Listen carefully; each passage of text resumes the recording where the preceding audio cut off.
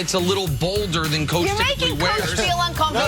No, it's a backhand compliment you're to posting? it. I thought that was your uncomfortable face. I am uncomfortable posing. No, well, he said he's mistaken for Brad Pitt all the time early in the week. So the backhanded compliment is, that means all the rest of his suits, No, that's not true. You wouldn't take out the trash. Of backhanded. No, that's not true. None of that's true. Coach knows what I'm talking about. Anyway. Quit trying to cause a rift. Quit. A lot of people come to me for my fashion advice. Just like Jason You're Garrett. called yourself. He wears great hoodies. Here we go. Week transition, Nick. Talk Cowboys. On Sunday, the season is essentially on the line. When Dallas travels to Philly to face the Eagles, Jason Garrett knows just how big this game is for his team, saying he loves coaching when the stakes get higher. Well, this season has not quite gone as planned for Dallas, but they do still have a chance to get into the playoffs for the third time in 4 seasons. So, Coach, I ask you, is Jason Garrett's job on the line this coming Sunday? Before you answer, can I just make sure, not should, do you think it is? I know you wouldn't have it on the line, but do you think it is on the line? Yeah, first of all, I think that Jason Garrett must be absolutely in love with coaching based off of this season. If he loves coaching when he's under pressure, he must be absolutely infatuated with coaching based off how this year's gone. So this is the way I see it. If they lose, he's got no chance of retaining his job. If they win, I think he's got an outside chance of retaining his job. And that just depends on what they do when they get into the playoffs. Do they win their first playoff game? If they don't win the first playoff game, how does that game unfold? There's so many things that can happen once you're in the playoffs. So, yeah, he has a chance of keeping it if they win, but he's got absolutely no shot if they lose. Which is what I said earlier, and you said there's no shot because they're not going to win a playoff game, correct? Correct. And you don't even have them winning this game. I wouldn't. Now, I don't think it's impossible they win this game. To be clear, I'm picking against them. I think Philly's going to win, but to me, this is a 60-40 game. So, like, it's not quite a coin flip game. I'd go 60-40 Philly, but so I don't have them winning. I think it's in play. I think it is 0% they go on a playoff run. 0% the Cowboys show up in the conference championship game. And I know you don't love when I do 0%, and you're going to tell me an instance. Look, you're 0%. They're really reliable. They are. I mean, if I was a betting man and I heard 0% from Nick, I would bet opposite. On the 0%? Yes. Okay, appreciate that. Yeah, you would fade that. Look, I'm sitting here saying, what are you at the end of the season? And I think Jerry Jones has done this to his team as much as the team has done it to their team, where, you know, when you point out the coaching things that you don't like, it doesn't help you in the locker room trying to change things, trying to get your point across. Hey, if the big boss man doesn't like this, why should I like this? All that said, they made some adjustments defensively last week, and they outplayed the Rams badly on both sides of the football. Granted, the kicking game didn't get off to the right start, but they have made some changes there as well. I think the big thing is the roster, while it's not what Jerry Jones thinks it is, where it's just the best roster in the sport and they're going to roll out and roll to a Super Bowl, I do think there's a substantial difference between the roster of the Cowboys and the rosters of the Eagles. And the last thing is that we are giving Doug Peterson some sort of coaching pass because he won a Super Bowl 2 years ago, which is what happens when you win a Super Bowl, right? You get the pass. You're like, well, you know, I did win the Super Bowl.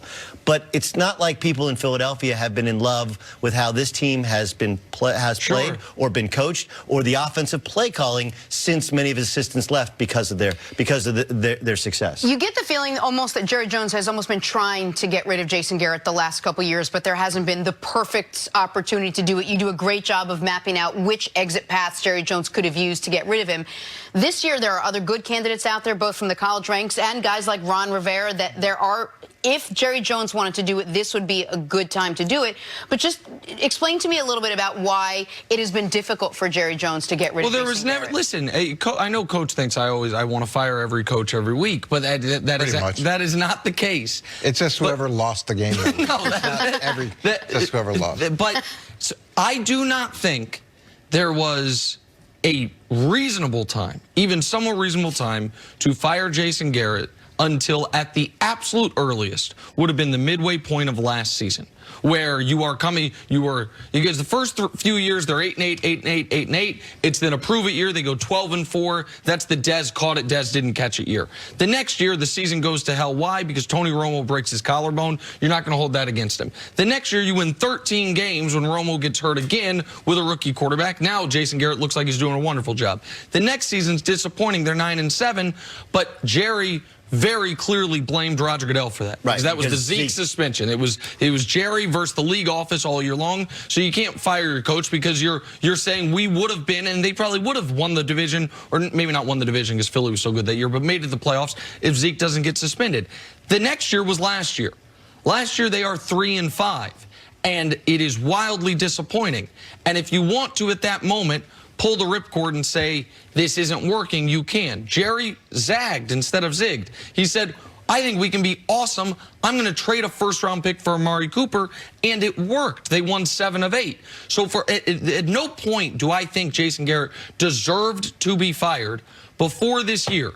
When you add Amari, you got Zeke in. You've drafted incredibly well aside over the last 7 years, aside from the Taco Charlton pick. You've retained those players. Dak is playing the best football of his life, and you are 7-7. And you are, after Jerry put you on notice after the Patriots game. And maybe that was an unfair thing to do because they didn't play terribly against the Patriots. Lost by 4 points in New England in a driving rainstorm. Jerry put them on notice then. And the way they responded was going for 4th downs on their own 20, going up 7-0 on the Bills, going up 7-0 on the Bears, and then getting mollywopped the rest of the way. That is, especially for a coach that does not have a contract extension, that's a coach that's going to be fired, barring a run either to the Super Bowl or at least to the conference championship game. And that's what I find to be an impossibility. I think the Cowboys are 40% to win this weekend. I think they will be 15% to win their first playoff game and 0% to win any playoff game past that. And that's what it would take to save Jason Garrett's job. Well, when you look at this in its totality, Jason and Jerry have a very good relationship, and it's a relationship that's worked for a long time. Yes. And you have to be a specific type of guy to be able to deal with a GM/owner. That needs to you're going to have to make some concessions that maybe you aren't happy with, but it's been working for them.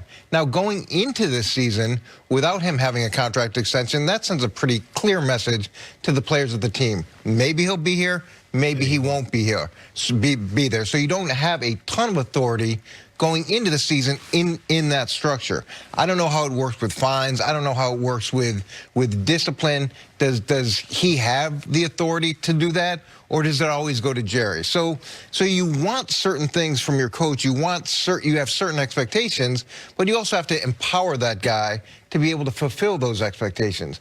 Now, obviously, Jerry feels like he has empowered him enough and that he's done a good enough job to justify retaining him, but going into the season the way that he did as a lame duck, that's hard too.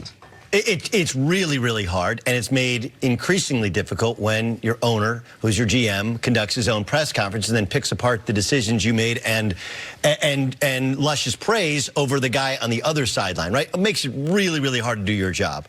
I should point out the Cowboys haven't had back-to-back double-digit win seasons since 1996. So a lot of this is the culture of the Cowboys, not just Jerry, but the fact that they are the biggest thing by far, not just in that city, but in that state. And all the attaboys do, whether it goes to their heads or you got guys that want contracts. I think this season has been messy because of the Zeke contract, the Dak contract that has not yet been signed, the Amari contract that has not yet been signed. Like, all of those things combined with Jason Garrett not having a contract extension, putting a rookie play caller in. Remember, as much as they were 3-5, one of the big changes that were made were to that coaching staff. Yep. And you got a rookie play caller, and he's looked like it at times in his play calling, especially in the red zone, where you're like, what? Just way too cute. Give the ball to Zeke. But the problem is that you get criticized if you aren't creative enough. Right. and then now you're getting criticized because you're too creative. And you can say, give the ball to Zeke, but then if Zeke gets stuffed, you're like, well, why wouldn't you throw the ball? It's all reactionary. I think you have to look at it as a body work, and there's a lot of things that's frustrating when you watch the Cowboys. I thought they were creative last game, but there were 2 or 3 times where they had 7-man protection against the Rams, and there's someone coming free defensively where they didn't have him picked up. And it's those type of things that I'm sure Jerry looks at and says, this has got to stop. Those things have to be taken care of. Is it fair that Witten seems to be over the hill? Right? Yes, no one will ever criticize Jason Witten in that building, but he is not the same football player. And when you don't have a dynamic tight end like